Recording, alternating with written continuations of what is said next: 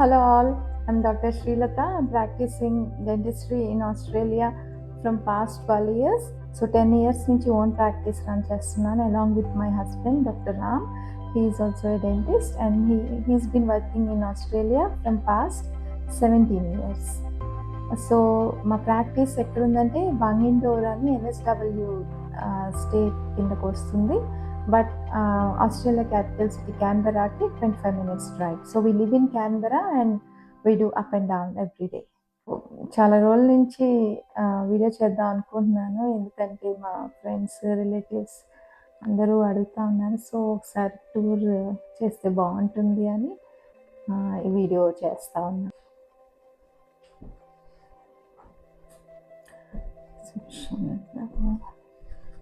ఇదొకటి కొంచెం డిజైన్ చేసేటప్పుడు క్లినిక్ ఇంటీరియర్ అప్పుడు ఇలా పెట్టాము. అండ్ సెక్షన్లో కొంచెం ఇట్లా డిస్ప్లే పీసెస్ పెట్టాము. కొన్ని ఎక్కువ సింపుల్గానే ఉంటుంది, కొంచెం కొన్ని ప్రోడక్ట్స్ డిస్ప్లే.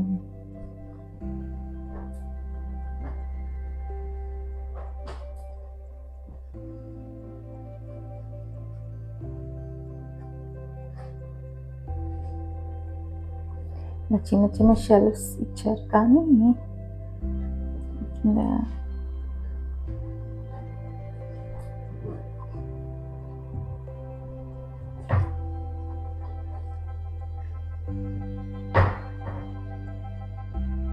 ఇది సర్జరీ 1 అండి.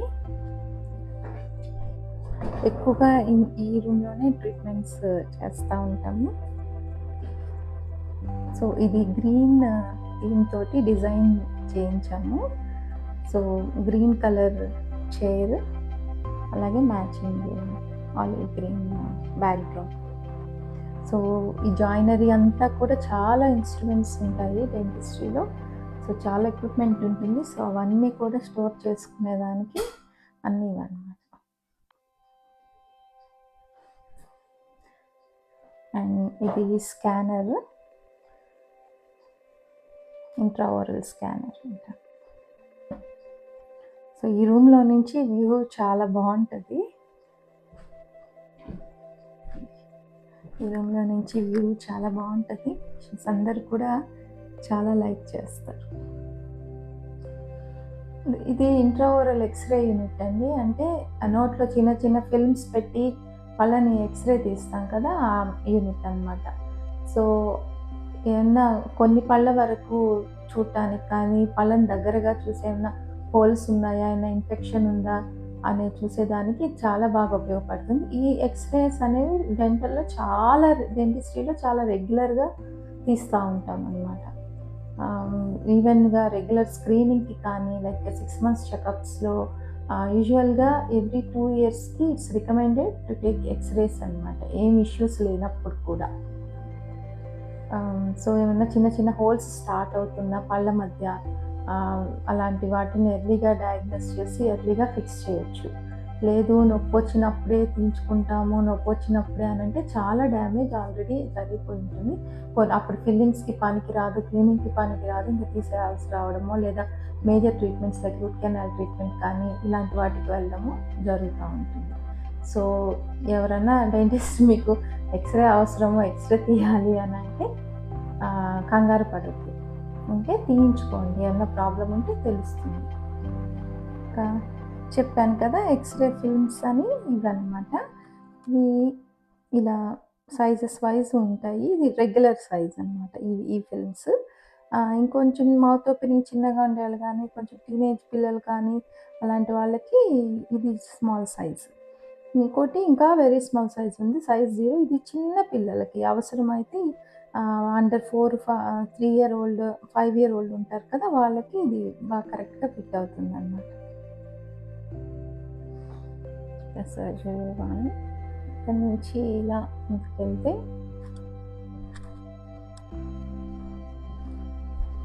సర్జరీ 2. సో, ఇందాక ఫస్ట్ రూమ్ అంతా గ్రీన్ బ్యాక్‌డ్రాప్‌తో డిజైన్ చేశాం కదా! ఇది బ్లూ ఓల్డ్ చైరే. సో, అందుకని దానికి మ్యాచింగ్ లాగా ఈ రూమ్ డిజైన్ చేశామనమాట. అంతా సేమ్ జాయినరీ అంతా కూడా క్యాబినెట్స్ అవన్నీ సేమ్. దీన్ని కూడా రూఫ్ మౌంట్ టీవీ. ఇక్కడ ఇది ఈ ఇంట్రావరల్ ఎక్స్‌రే యూనిట్ ఇంతకుముందు పాత క్లినిక్‌లోది, ఓల్డ్ క్లినిక్‌లోది. సో, దాన్ని ఆర్మ్‌ని ఇట్లా డైరెక్ట్‌గా వాల్‌కి ఫిక్స్ చేయడానికి అవ్వలేదు. సో, అందుకని ఒక చిన్న రాడ్ ఫ్లోర్‌లో స్టిక్ చేసి అక్కడి నుంచి ఎక్స్‌రే యూనిట్‌ని ఫిక్స్ చేశారనమాట. ఈ రూమ్ సైజు కొంచెం పెద్దగా వచ్చింది compared to the first room.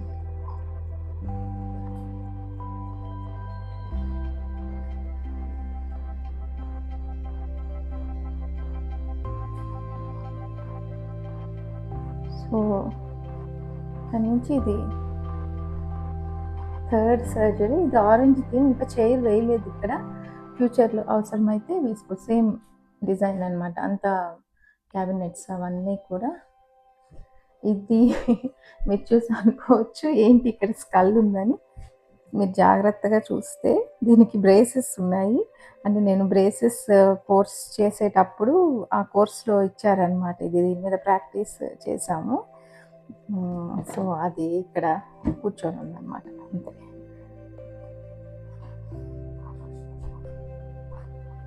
ఈ అన్నీ కూడా మేము ఇండియాలో డెంటిస్ట్ చేసినప్పటి బుక్స్ అవన్నీ. ఇంకా కొన్ని ఇన్స్ట్రుమెంట్స్, మెటీరియల్స్ అన్నీ కూడా ఈ ట్రాలీస్‌లో ఉన్నాయి. ఇదొచ్చి చిన్న ల్యాబ్ అనమాట. అంటే ఏమన్నా మేము ఇన్ హౌస్ చేసే ఏమన్నా నైట్ గార్డ్స్ కానీ, మౌత్ గార్డ్స్ కానీ, స్ప్రింట్స్ కానీ అలాంటివి ఉన్నాయి. ఇవన్నీ కూడా పేషెంట్స్ మోడల్స్, ఇంకా ఆర్థో మోడల్స్, ఇవన్నీ కూడా ఆర్థో రికార్డ్స్ అవన్నీ కూడా ఇక్కడ స్టోర్ చేసుకుంటాము.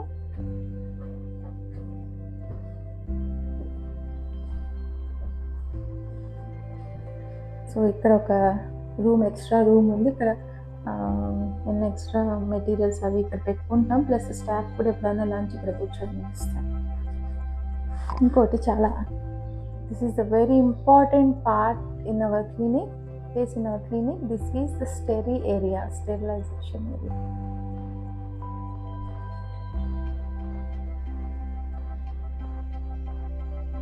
What happens in steri?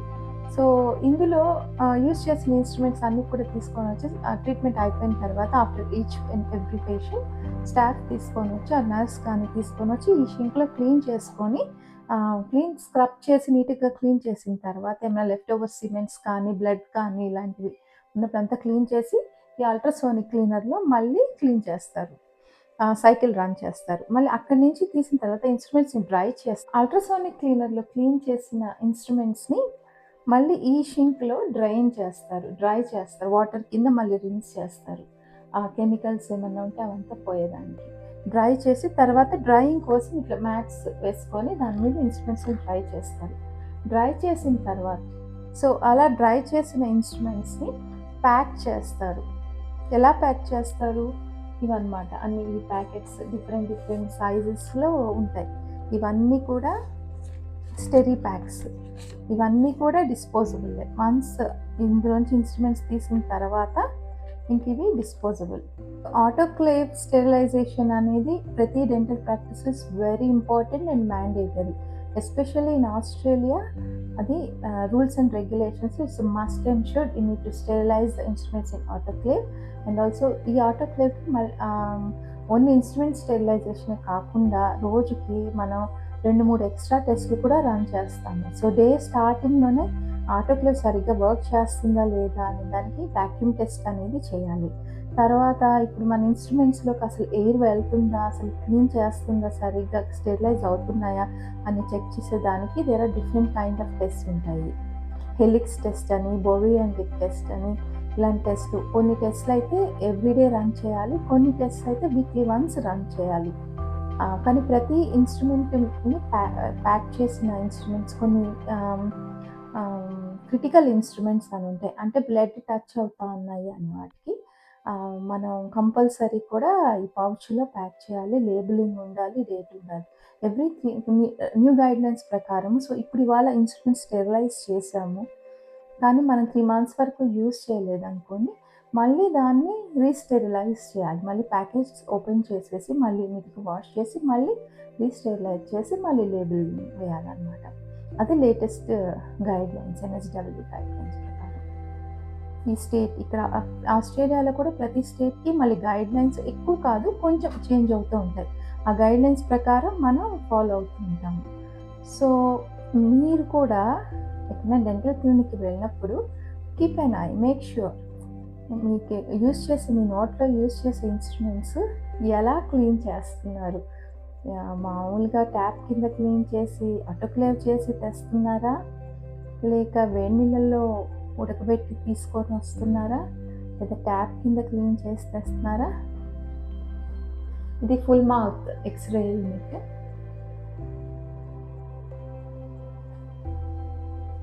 So, teeth family మొత్తాన్ని చూపిస్తది. టీత్ ఫ్యామిలీయే కాకుండా జాస్‌లో బోన్ లీజన్స్ ఏమైనా ఉన్నాయా? లేకపోతే సైనసెస్‌లో ఏమైనా ఇష్యూస్ ఉన్నాయా?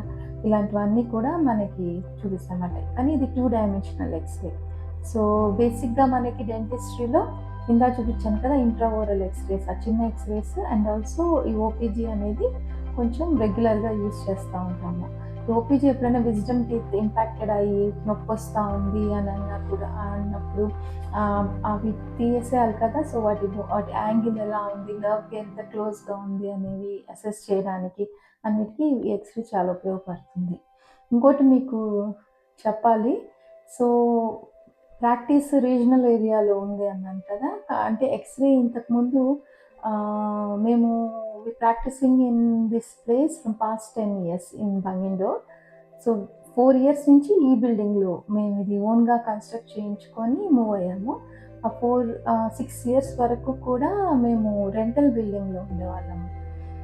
అప్పుడు మాకు ఇంత స్కోప్ లేదు. ఈ యూనిట్ పెట్టేదానికి మాకంత స్పేస్ లేదు. ప్లస్ అది రెంటల్ బిల్డింగ్. సో, పేషెంట్స్ చాలామంది ప్రాబ్లమ్‌తో వచ్చినప్పుడు మాకు ఎక్స్‌రే అవసరమయ్యేది. మేము రెఫరల్ ఫార్మ్ రాసి వాళ్ళు తీసుకొని వెళ్ళే ఇమేజింగ్ సెంటర్‌కి వెళ్ళి so, it will take like minimum 20 minutes to go to the imaging centre. So, మళ్ళీ అక్కడ అపాయింట్‌మెంట్ దొరికి, తర్వాత వాళ్ళు తీసుకొచ్చి మేము అసెస్ చేసి, మళ్ళీ డయాగ్నోస్ చేసి, ట్రీట్మెంట్ చేసేసరికి చాలా టైం అయిపోయేది. సో, అది మామూలుగా ఉన్నప్పుడు పర్వాలేదు. కానీ పేషెంట్స్ పెయిన్‌లో ఉన్నప్పుడు చాలా ఇబ్బంది పడేవారు. సో, అందుకని మేము ఈ క్లినిక్ డిజైన్ చేసుకున్నప్పుడు ఇది మస్ట్ అండ్ షుడ్‌గా ఈ ఎక్విప్‌మెంట్ మాకు కావాలి అని చెప్పి మేము ఇది ఇన్‌స్టాల్ చేయించుకున్నాము ఇక్కడ. సో, చాలామంది patients they are so grateful for this. ఎందుకంటే చాలామంది ఓల్డ్ పీపుల్ డ్రైవ్ చేయలేరనమాట. సో, అలాంటి వాళ్ళు అంటే వాళ్ళకి రెస్ట్రిక్షన్స్ ఉంటాయి. కొంతమందికి రెస్ట్రిక్షన్స్ ఉంటాయి. They can't drive. Maybe disability వల్ల కావచ్చు, వేరే అదర్ ఇష్యూస్ కొంతమందికి ఐసైట్ సరిగ్గా ఉండదు. సో, అలాంటి వాళ్ళంతా కూడా డ్రైవ్ చేయలేరు. వెంటనే వెళ్ళి తీయించుకోలేరు. ఎవరి హెల్ప్ అన్నా తీసుకోవాలి. సో, అలాంటి వాళ్ళందరూ కూడా they are feeling so much happy. ఇంకా మన బ్రేసెస్ వేయడానికి వాటన్నిటికి కూడా ఎక్స్‌రే యూజ్ అవుతుంది. డెంటిస్ట్రీలో ఇంకా కపుల్ ఆఫ్ అదర్ ఎక్స్‌రేస్ కూడా యూజ్ చేస్తాము. Especially for orthodontic treatment. Lateral ceph అని ఇంకొకటి సీబీసీటీ అని. ఏమన్నా లీజన్స్ ఉన్నాయి 3 డైమెన్షనల్‌లో చూడాలి. అసలు ఇంకా వీటిల్లో కూడా చూడలేకపోయాము అన్నదాన్ని సీబీసీటీ అన్నమాట. ఇంక దానికి తప్పదు. దాన్ని ఇంకా ఇమేజింగ్ సెంటర్‌కి రెఫర్ చేయాలి. ఆస్ట్రేలియాలో జనరల్‌గా రీజనల్ ప్రాక్టీసెస్ అన్నీ కూడా మాక్సిమం ఇలానే ఉంటాయి. Depending on the number of dentist, so number of chairs అలా పెద్ద సైజ్ అలా అవుతుంది కానీ మాక్సిమం ఈ ఫార్మాట్‌లోనే ఉంటుంది. Hope you guys like the video. So, ఇంకా నేను చాలా వీడియోస్ చేద్దాం అనుకుంటున్నాను. అబౌట్ డెంటిస్ట్రీ కానీ and my passion is cooking, life style, ఆస్ట్రేలియాలో లైఫ్ ఇలాంటివి చిన్న చిన్న వీడియోస్ చేద్దాం అనుకుంటున్నాను. Yeah! Thanks for your support.